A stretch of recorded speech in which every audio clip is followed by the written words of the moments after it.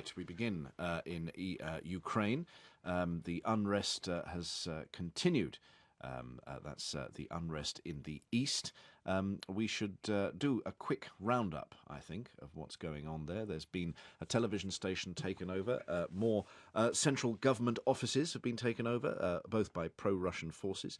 An American journalist has been released, and you'll be hearing him a little later in the programme about his experiences of having been kidnapped or held a guest, as they put it, by pro-Russian militias.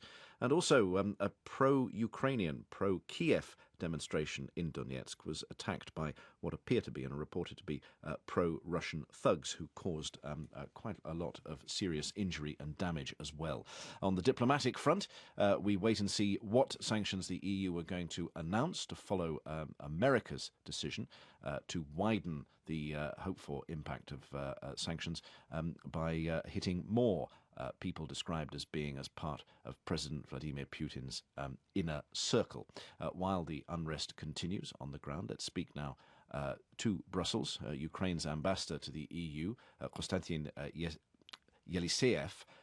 Can I just ask, in principle, have you seen the sanctions having an effect in the past few weeks? Are anything that is announced later today going to make any difference?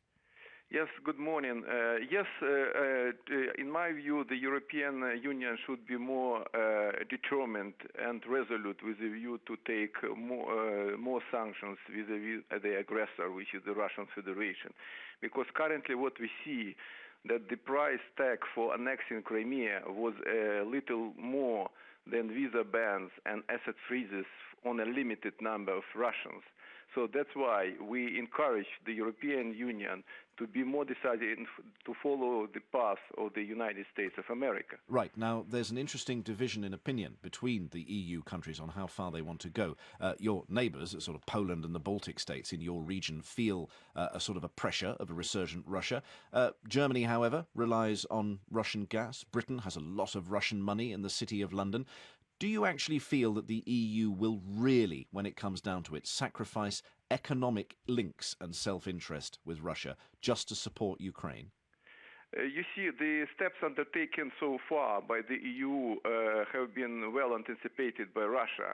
In our view, the EU needs to be ready to surprise Moscow with more bold moves, because economic interest cannot be more important than protection of common values. So that's why, in our view, everybody should understand the direct links between prosperity, well-being, and peace, stability, and security. Right, so basically what you're calling for is the so-called Stage 3 sanctions, the more serious hitting major areas of the economy rather than individuals or individual companies. Indeed. But do you see any prospects at all, diplomatically, of that happening? Isn't the EU priority to look as if they're doing just enough but not actually to suffer economically? Or is that too cynical?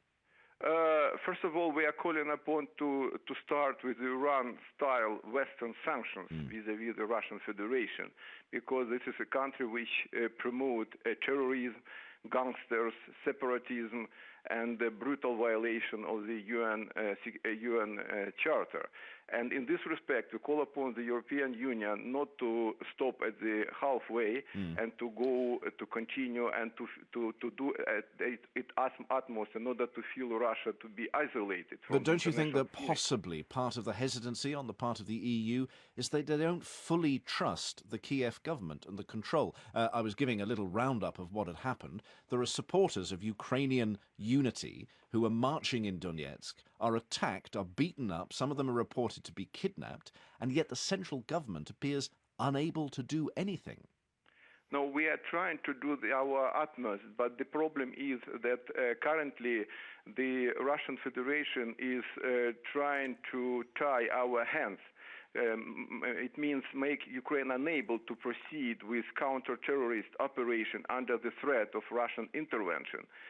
Meanwhile, their agents continue their subversive activity, undermining the sovereignty and territorial integrity of Ukraine. No, I hear what you're saying, but the trouble is that taking a gentle, softly approach, which is one interpretation of what Kiev is doing, can also, unfortunately, look like incompetence and weakness. The problem is that the Russian Federation and the Russian separatists are trying to use human beings, persons as a human shield with a view to protect their illegitimate actions. This is the problem. And we need sometimes to show full restraint with a view to face such challenges. Okay, well, many thanks indeed, and we look forward to talking to you again to see how your message is getting over amongst the ministers of the EU. Just to recap, we're expecting an announcement soon of what exactly the EU will be doing to extend sanctions on Russia. Many thanks to Ukraine's ambassador to Brussels, to the EU. That was K.Yelisieiev.